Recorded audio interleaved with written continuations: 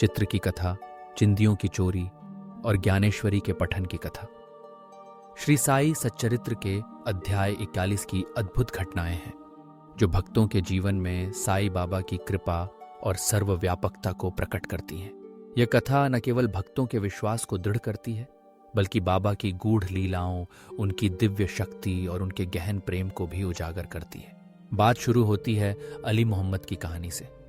9 वर्षों पूर्व जो घटना घटी थी, उसका विस्तार वे हेमाड पंत को सुनाते हैं। एक दिन बंबई में घूमते हुए अली मोहम्मद ने एक दुकानदार से साई बाबा का चित्र खरीदा। वह चित्र उनके हृदय में बाबा के प्रति स्वाभाविक प्रेम का प्रतीक बन गया। रोज उस चित्र के दर्शन करना, जैसे प्रतिदिन बाबा का साक्षात आशीर्वाद पाना। 3 महीने पहले उनके पैर में सूजन आई, जिसके कारण शल्य चिकित्सा करनी पड़ी। वे अपने साले नूर मोहम्मद के घर रहने लगे और उनके घर पर ताला लग गया। 3 महीने तक घर बंद रहा, लेकिन वहां दीवारों पर बाबा अब्दुल रहमान, मौलाना साहब, मोहम्मद हुसैन, ताजुद्दीन बाबा और अन्य संतों के चित्र लगे थे। समय के चक्र ने इन चित्रों की स्थिति बदल दी। घर में कोई नहीं था, लेकिन चित्र वहां विराजमान थे। अली मोहम्मद सोचते हैं, क्या ये चित्र भी जन्म मृत्यु के चक्र से मुक्त नहीं है? बाकी चित्र तो समय के साथ नष्ट हो गए, लेकिन साई बाबा का चित्र कैसे बचा रहा? यह रहस्य ही बना रहा। यही बाबा की सर्वव्यापकता और असीम शक्ति का प्रमाण है। इसी प्रसंग में संत अब्दुल रहमान के चित्र की कथा भी आती है। मोहम्मद हुसैन से अली मोहम्मद को यह चित्र प्राप्त हुआ, जिसे उन्होंने नूर मोहम्मद को दे दिया। नूर मोहम्मद ने उस चित्र की बड़ी प्रति बनवाई और मित्रों रिश्तेदारों में बांट दी। जब उन्होंने संत अब्दुल रहमान के दरबार में फोटो भेंट की, गुरु क्रोधित हो उठे। मूर्ति पूजा के विरोधी थे वे, अतः नूर मोहम्मद ने सारे चित्र समुद्र में विसर्जित कर दिए। अली मोहम्मद भी अपने घर के चित्रों को समुद्र में फेंकवा चुके थे, पर जब वे लौटे, साई बाबा का चित्र दीवार पर यथावत लगा था। वे आश्चर्यचकित थे। बाकी सब चित्र चले गए, बाबा का चित्र कैसे बच गया? जब उन्होंने मौलाना इस्मू मुजावर से परामर्श किया, तो यह निर्णय हुआ कि चित्र हेमाड पंत को दे दिया जाए, जो उसकी उचित देखभाल करेंगे। इस घटना से साई बाबा के त्रिकाल ज्ञानी और सर्वज्ञ होने का प्रमाण मिलता है। वे भक्तों की हर समस्या को जानते हैं और उसकी कुशलता से समाधान करते हैं। बाबा का स्नेह, उनकी करुणा और भक्तों के कष्टों का निवारण, यही उनकी महिमा है। अब बात आती है चिंदियों की चोरी और ज्ञानेश्वरी के पठन की। श्री बी विही देव डहाणु के मामलेदार धार्मिक ग्रंथों का अध्ययन करते थे, लेकिन ज्ञानेश्वरी पढ़ने की उनकी तीव्र इच्छा बार बार बाधित होती थी। वे भगवद गीता का नित्य पाठ करते थे, पर ज्ञानेश्वरी के पठन में बाधाएं आती रहती थीं। 3 महीने की छुट्टी लेकर वे शिरडी पहुंचे और फिर घर लौटे। ज्ञानेश्वरी पढ़ने की इच्छा बनी रही, लेकिन पढ़ना संभव नहीं हो पा रहा था।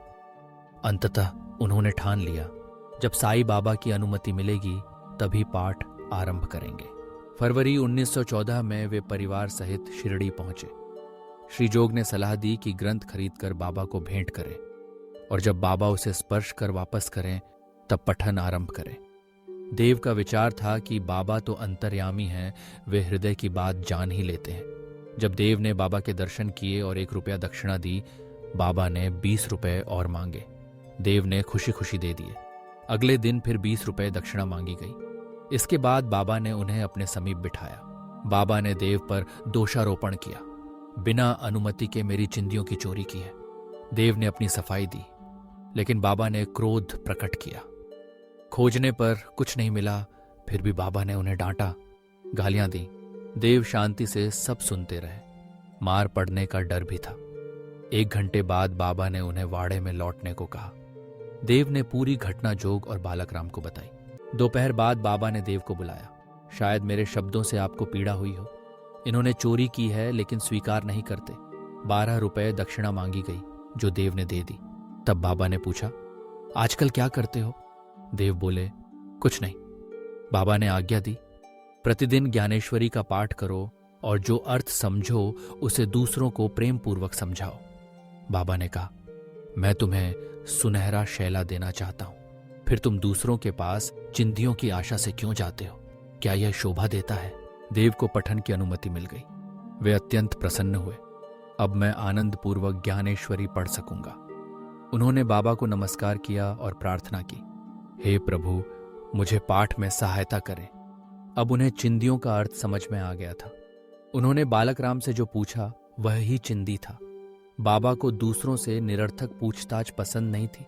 वे स्वयं हर शंका का समाधान करते थे। इसलिए उन्होंने डांटा, क्रोधित हुए और देव को सही मार्ग दिखाया। यह कथा यहीं समाप्त नहीं होती। 1 वर्ष बाद बाबा स्वयं देव के पास आए। पठन में कैसी प्रगति हुई?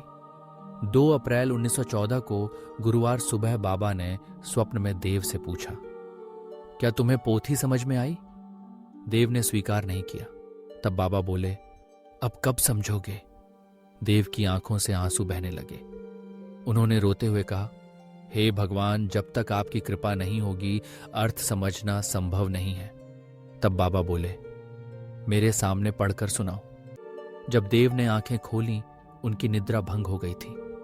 इस स्वप्न के बाद देव को कितना आनंद प्राप्त हुआ होगा, यह सोचकर ही मन पुलकित हो उठता है। आज भी सन 1944 तक देव जीवित हैं और ज्ञानेश्वरी का पाठ करते हैं। उनका ज्ञान गहरा और पूर्ण है। साईं बाबा की कृपा से वे आध्यात्मिक मार्ग पर अग्रसर हैं। यह सब बाबा की लीला का प्रभाव है। जो शरणागत हो जाता है उसे वे जीवन का सर्वोच्च ज्ञान, शांति और आनंद प्रदान करते हैं। आखिरकार इस अध्याय का संदेश यही है, साईं बाबा की कृपा से हर भक्त की इच्छा पूरी होती है, चाहे वह चित्र की रक्षा हो, धर्म ग्रंथ का पठन हो या आत्मज्ञान की प्राप्ति। बाबा भक्तों की हर परीक्षा लेते हैं, उन्हें सही मार्ग दिखाते हैं और अंततः उन्हें दिव्य आनंद की अनुभूति कराते हैं। श्री साईनाथ अर्पणमस्तु। शुभम भवतु।